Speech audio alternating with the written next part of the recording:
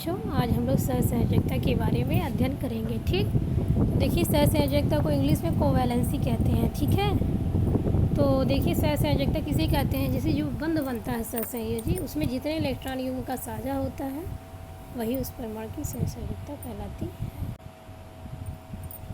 यहाँ देखिए परिभाषा के आधार पर सहसंयोजी बंध बनने में परमाणु द्वारा जितने युग्म इलेक्ट्रॉन का साझा होता है उनकी संख्या उस परमाणु की सहसंयोजकता कहलाती है।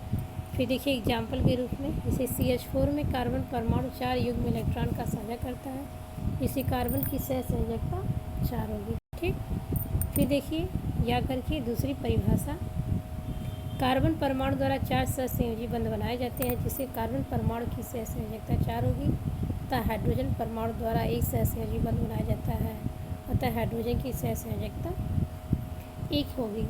अब यहाँ देखते हैं लक्षण क्या होते हैं सहसंयोजी यौगिकों के लक्षण।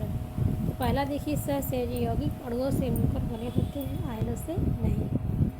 ठीक, फिर दूसरा देखिए सहसंयोजी यौगिक अणुओं के मध्य दुर्बल वान डेर वाल्स बल का कार्य करते हैं। ठीक, इस बल से सहसंयोजी यौगिक ठोस, द्रव, गैस तीनों अवस्थाओं में पाए जाते हैं।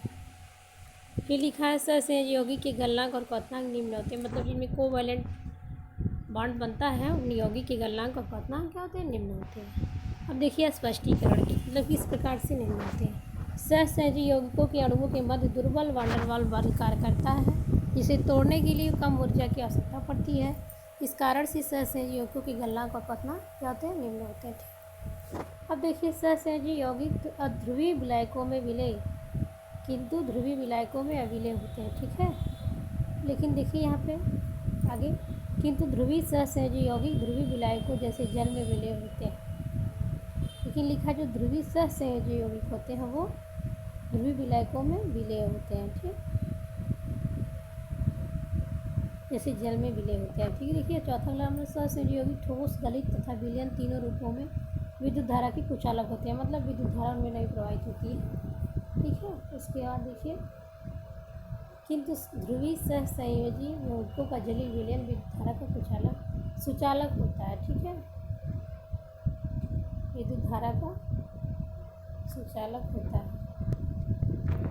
इसमें देखिए अगला पॉइंट, सहसंयोजी बंध दिशात्मक प्रकृति का होता है, जिसके कारण सहसंयोजी यौगिकों का निश्चित ज्यामिति होती है, मतलब उनकी यौगिक की ज्यामिति होती है, उसमें दिशात्मक प्रकृति होती है। कुछ प्रमुख सहसंयोजी यौगिकों की ज्यामिति निम्न सारणी में दी गई है। देखिए जैसे यौगिक है, फिर संरचना उसकी ज्यामिति चाहिए। जैसे देखिए CO2 में 2 सहसंयोजी बंध है कार्बन और ऑक्सीजन के मध्य में, इनकी ज्यामिति रेखीय होती है। C2H2 को देखिए एथिलीन में। ठीक, तो इनकी संरचना भी देखिए, यहाँ कार्बन कार्बन के बीच में ट्रिपल बॉन्ड पाया गया है और हाइड्रोजन कार्बन के बीच में सिंगल बंध।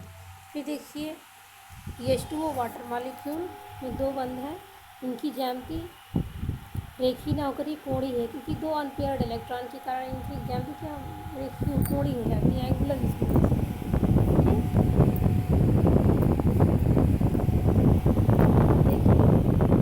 NH3 का इसकी ज्यामिति होती पिरामिडीय होती है। ठीक है, इसमें भी लोन पेयर के नाते इनकी आकृति होती है पिरामिडीय होती है। CH4 की आकृति समचतुष्फल की होती है।